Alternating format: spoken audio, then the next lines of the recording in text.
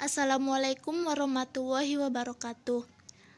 Di sini kami akan mempresentasikan hasil diskusi dari kelompok kami mengenai konsep fikih dakwah yang disusun oleh 1. Nurul Istiqomah dan 2. Salsa Khairunisa.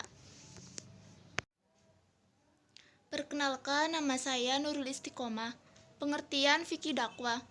Pengertian fikih dakwah secara bahasa, fikih dakwah berasal dari dua kata, yaitu fikih dan dakwah. Kata fikih secara bahasa mempunyai dua makna. Makna pertama adalah al-fahmu al-mujarrad, yang artinya adalah mengerti secara langsung atau sekedar mengerti saja. Makna yang kedua adalah al-fahmu adaki, yang artinya adalah mengerti atau memahami secara mendalam dan lebih luas. Sedangkan dalam istilah, fikih yaitu ilmu yang membahas hukum-hukum syariat bidang amaliyah atau perbuatan nyata yang diambil dari dalil-dalil secara rinci. Sedangkan kata dakwah berasal dari kata da'a yang berarti menyeru, mengajak. Adapun makna lain dari dakwah yaitu anida artinya memanggil, adua ila sa'i artinya menyeru dan mendorong kepada sesuatu. Ad-dakwah wat ila qadiyat artinya menegaskan atau membelanya, baik terhadap yang hak maupun yang batil, yang positif maupun yang negatif. Sedangkan secara istilah, dakwah yaitu kegiatan menyeru dan meyakinkan orang lain supaya menerima sesuatu kepercayaan. Dakwah juga adalah mengajak untuk patuh kepada ajaran agama Islam dengan lebih sempurna. Kesimpulannya, pengertian fikih dakwah yaitu memberi kefahaman, pengetahuan, mengenali hak diri, dan tanggung jawab sebagai seorang yang menyebarkan seruan Islam kepada semua manusia untuk mengajak mereka mengenali Allah. Selain dari itu juga, fikih dakwah adalah untuk mengajak atau menyeru manusia untuk mengamalkan ajaran Islam dengan lebih sempurna lagi. Kaidah-kaidah fikih dakwah. Ada dua bentuk kaidah yang dapat dimanfaatkan untuk kegiatan dakwah, yaitu 1. Kaidah fikih untuk dakwah, al-qawaid al-fiqhiyah li al-Qur'an dakwah, yang dijadikan sebagai instrumen yang berkenaan dengan dakwah. 2. Prinsip-prinsip dakwah, al-qawaid li dakwah, yang menjadi strategi, metode, atau teknik dalam mencapai dakwah yang efektif.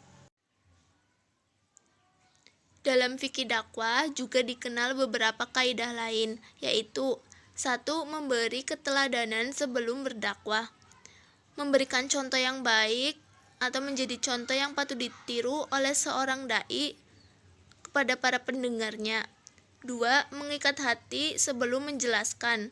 Prinsip mengikat hati sebelum berdakwah. 1. Prinsip kasih sayang, seperti yang terdapat dalam surat Al-Anbiya ayat 107, yang artinya, dan tiadalah kami mengutus kamu melainkan untuk menjadi rahmat bagi semesta alam. 2. Prinsip adaptasi dengan kondisi dan situasi apapun, yaitu tetap berdakwah meski dalam keadaan senang maupun susah. 3. Prinsip berkata dengan perkataan yang lemah lembut, sopan, serta bahasa yang menyentuh hati. 4. Prinsip sabar dalam menghadapi cobaan. 3. Mengenal sebelum memberi beban. Fase pengenalan sangat penting dalam dakwah, karena apabila seorang dai baik dalam mengemukakan awal dakwahnya berupa pengenalan, maka hati manusia akan terbuka untuk menerima dan mereka menjadi senang untuk melaksanakannya. Kaidah kelima yaitu memudahkan bukan menyulitkan. Yang dimaksud yaitu seorang dai wajib berbicara dengan sesuai dengan kadar akalnya, sehingga memudahkan apa-apa yang terasa sulit dan menjelaskan apa-apa yang belum jelas bagi mereka. 6. Yang pokok sebelum yang cabang. Karena seorang dai wajib membawa objek dakwah menuju keluasan cakrawala Islam dan mengarahkan ke arah kehidupan yang islami. 7. Membesarkan hati sebelum memberi ancaman. Seruan untuk berbuat kebaikan, melaksanakan ketaatan, dan beristiqomah di atas perintah Allah adalah amal soleh yang ditekankan dalam Al-Quran dan Sunnah. Memahamkan bukan mendikte. Semua amal menuntut adanya pemahaman mendalam tentang pokok-pokok ajaran Islam maupun cabang-cabangnya. Mendidik bukan memperlakukan. Seorang dai tidak boleh memperlakukan madu apabila madu tersebut berbuat salah, melainkan memberikan nasihat yang tidak membuat madu terpuruk dan putus asa. 10. Muridnya guru, bukan muridnya buku. Di antara kesalahan yang paling besar yang diambil oleh seorang dai yang mengambil nas Al-Quran dan hadis secara langsung dan berguru kepada buku tanpa mau merujuk pada orang alim yang mempunyai keahlian di bidang itu, atau merujuk kepada seorang dai yang ahli yang bisa menjelaskan kepadanya tentang kesulitan-kesulitan yang sedang dihadapi berupa pemahaman dan segala sesuatu yang tidak dipahaminya. Lalu ada konsep dasar fikih dakwah dalam memahami sikap dan perilaku sosial manusia dengan lingkungannya. Subjek dakwah. Adapun subjek dakwah pada hakikatnya adalah Allah Subhanahu wa taala. Kemudian dalam Al-Qur'an dijelaskan subjek dakwah adalah para rasul dan orang-orang mukmin. Kemudian dapat diambil kesimpulan bahwa yang menjadi subjek dakwah ialah orang-orang mukmin. Sebagaimana dalam surat Ali Imran ayat 104.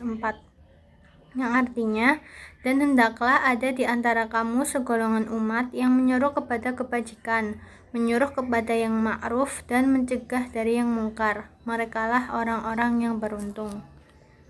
Kedua, ada objek dakwah terbagi atas dua. Yang pertama ada umat ijabah, yaitu orang Islam yang sudah Islam.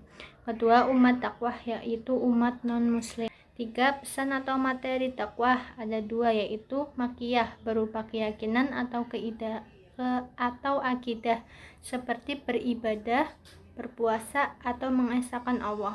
Yang kedua ada madaniyah, yaitu masalah sosial. 3. Ada metode dakwah. Ada 3 metode dakwah berdasarkan surat An-Nahl ayat 125, yaitu 1. Metode hikmah, yaitu cara dakwah melalui beraneka ragam informasi tentang pemberdayaan akal dalam mengenal Tuhan dengan segala konsekuensi logis yang dapat mengantarkan orang lain untuk dapat berbuat kepada yang bermanfaat dalam menempuh kehidupan lahiriah dan batiniah, yaitu berupa komparatif, kisah, perumpamaan, sumpah, dan wisata.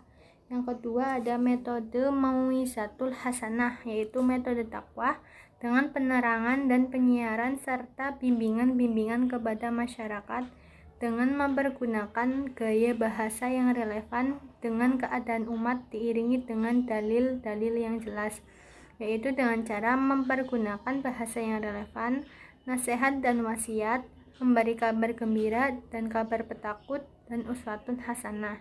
Yang ketiga ada metode mujadilah allati hiya ahsan, yaitu metode dakwah dengan cara diskusi yang dilandasi argumentasi yang mempergunakan dalil yang kompleksitas dan dapat memberikan petunjuk, yaitu dengan cara al-asilah wa ajwiba atau tanya jawab dan hiwar atau dialog.